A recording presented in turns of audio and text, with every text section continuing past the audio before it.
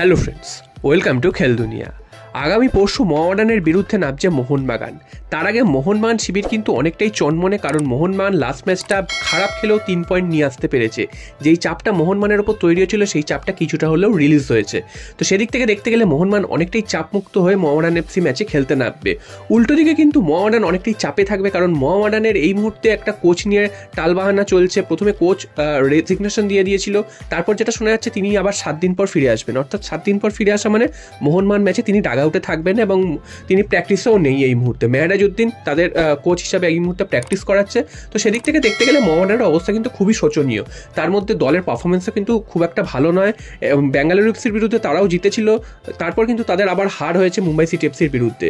তো সব মিলিয়ে মোহামেডান কিন্তু এই মুহূর্তে খুবই কোণঠাসা হয়ে পড়েছে।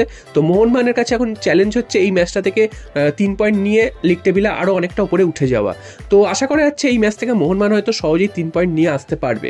যদিও খেলার ব্যাপার, কখন কিছু বলা যায় না, যে কোনো সময় যে কোনো কিছু ফলাফল হতে পারে। তো দেখা যাক মোহনবাগান এই ম্যাচটা থেকে 3 পয়েন্ট পেতে পারে কিনা।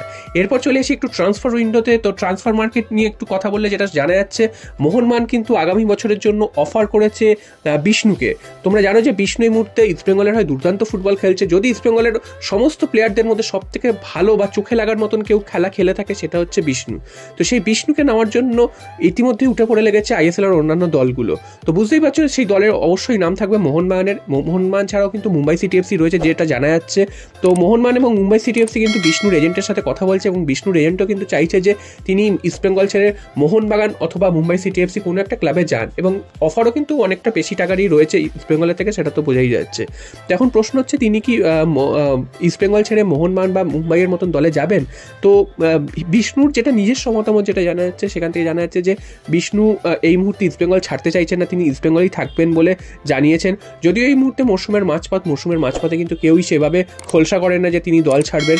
তো সিজন শেষেই বোঝা যাবে তিনি আদৌ দল ছাড়বেন কি ছাড়বেন না। তবে মোহনবাগান যে তার প্রতি ইন্টারেস্ট দেখিয়েছে এবং তাকে নেওয়ার একটা চেষ্টা করবে সেটা কিন্তু বোঝাই যাচ্ছে। এবং বিষ্ণু অসাধারণ ফুটবল খেলছেন, যেটা প্রথমেই বললাম যে ইস্টবেঙ্গলে যদি সমস্ত প্লেয়ারের মধ্যে সব থেকে সেরা প্লেয়ার এই মুহূর্তে ধরা হয় সেটা কিন্তু বিষ্ণু। তিনি যেন যখন নামেন একাই দলকে টেনে নিয়ে যান। তো দেখা যাক শেষ পর্যন্ত বিষ্ণুকে মোহনবাগান জালে তুলতে পারে কিনা। আর সবশেষে চলে আসি আরও একটা খবরে, সেটা হচ্ছে মোহনবাগানের এক গোলকিপার আনোয়ার শেখ, তিনি কিন্তু 3 নম্বর গোলকিপার হিসাবে মোহনবাগান দলে ছিলেন এতদিন। তো যেটা জানা যাচ্ছে আনোয়ার শেখকে কিন্তু মোহনবাগান ছেড়ে দিচ্ছে, তার সাথে কন্ট্রাক্টের এক্সটেনশন করা হবে না। অর্থাৎ তিনি কিন্তু মোহনবাগানে আর খেলবেন না, তিনি চলে যাচ্ছেন কেরালা ব্লাস্টার্সের সাথে চুক্তি করতে। এবং তিনি কেরালা ব্লাস্টার্সে কিন্তু আগামী 2-3 বছরের জন্য তাকে চুক্তি করিয়ে নিচ্ছে কেরালা ব্লাস্টার্স, এবং কেরালা ব্লাস্টার্সে জার্সি গায়ে তাকে কিন্তু খেলতে দেখা যাবে। তো আনোয়ার শেখ কিন্তু অনেকদিন ধরেই মোহনবাগানে ছিলেন। তিনি একেবারে যে প্রথম একাদশে সুযোগ পেতেন তেমনটা কিন্তু নয়, তিনি দীর্ঘদিন ধরে বসেই থাকতেন। যদি কখনো সুযোগ আসতো হয়তো জুনিয়র লেভেলের কোনো খেলায় তিনি হয়তো সুযোগ পেতেন, বা সুপার কাপে আমরা দেখেছিলাম যে যখন মোহনবাগানের সিনিয়র দল একেবারেই ছিল না, সবাই দেশের হয়ে খেলতে গেছিলো, সেই সময় কিন্তু তিনি সুযোগ পেয়েছিলেন। তো সেখানে যে খুব একটা ভালো ফুটবল খেলেছেন বা খুব যে নজর কাড়া পারফরমেন্স ছিল তা কিন্তু নয়, তবে মোটামুটি চালিয়ে নেওয়ার মতন কাজ তিনি করে গেছেন। তো দীর্ঘদিন পর তিনি কিন্তু মোহনবাগান ছেড়ে দিচ্ছেন এবং তাকে কিন্তু কেরালা ব্লাস্টার্স সই করিয়ে নিচ্ছে। তো দেখা যাক আগামী দিনে কেরালা ব্লাস্টার্সে গিয়ে তিনি ভালো পারফরমেন্স করতে পারেন কিনা বা গেম টাইম সে অর্থে পান কিনা।